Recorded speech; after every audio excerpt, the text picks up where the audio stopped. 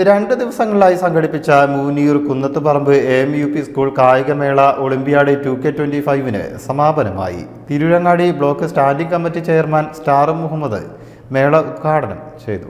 3 ഗ്രൂപ്പുകളായി തിരിഞ്ഞായിരുന്നു മത്സരം. കഴിഞ്ഞ വർഷത്തെ സംസ്ഥാന കായികമേളയിൽ റെസ്ലിംഗ് മത്സരത്തിൽ വെങ്കല മെഡൽ നേടിയ കുന്നത്തുപറമ്പ് സ്കൂളിലെ NM ഫാഹിം ദീപശിഖ കൊളുത്തി.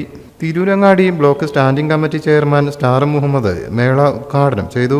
ഹെഡ്മാസ്റ്റർ K പ്രശാന്ത് സ്വാഗതം പറഞ്ഞു.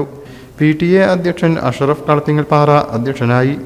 Panchayat member NM Rafeeq, staff secretary Shabeer Ali എന്നിവർ സംസാരിച്ചു.